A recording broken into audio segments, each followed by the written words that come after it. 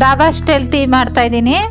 ಮೊದಲಿಗೆ ಒಂದು ಪಾತ್ರೆನ ಬಿಸಿಟ್ಟಿದ್ದೀನಿ. ಇದರಲ್ಲಿ ಒಂದು 1/4 ಕಪ್ ನೀರನ್ನ ಹಾಕ್ತಾಯಿದ್ದೀನಿ. ಅದೇ ಕಪ್ನಿಂದ 1 ಕಪ್ ಹಾಲನ್ನ ಹಾಕ್ತಾಯಿದ್ದೀನಿ. ಹಾಲಿನಲ್ಲಿ ಒಂದು ಕುದಿ ಬರೋವರೆಗೂ ಬೇಯಿಸಿ. ಹಾಲು ಚೆನ್ನಾಗಿ ಕುದಿಯುವಾಗ ಟೀ ಪುಡಿ ಹಾಕಬೇಕು. ಹಾಲು ಚೆನ್ನಾಗಿ ಕುದಿಯುವಾಗ ಟೀ ಪುಡಿ ಹಾಕೋದ್ರಿಂದ ಕಲರ್ ಕೂಡ ಚೆನ್ನಾಗಿ ಬರುತ್ತೆ, ಟೇಸ್ಟ್ ಕೂಡ ಚೆನ್ನಾಗಿ ಬರುತ್ತೆ. ನೋಡಿ, ಹಾಲು ಚೆನ್ನಾಗಿ ಕುದೀತಾ ಇದೆ. ಇವಾಗ 1 ಟೀ ಸ್ಪೂನ್ ಟೀ ಪುಡಿನ ಹಾಕಿ 1 ಏಲಕ್ಕಿನ ಸಿಪ್ಪೆ ಸಮೇತ ದಪ್ಪ ದಪ್ಪ ಪೌಡ್ರ್ ಮಾಡ್ಕೊಂಡಿದ್ದೀನಿ.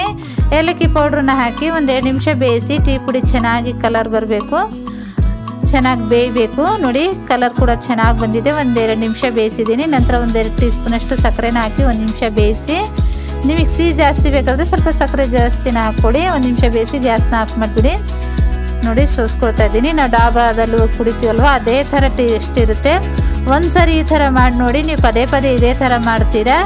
ಈ ರೆಸಿಪಿ ಇಷ್ಟವಾದರೆ ಲೈಕ್ ಮಾಡಿ, ಶೇರ್ ಮಾಡಿ, ನಮ್ಮ ಚಾನಲ್ಗೆ ಸಬ್ಸ್ಕ್ರೈಬ್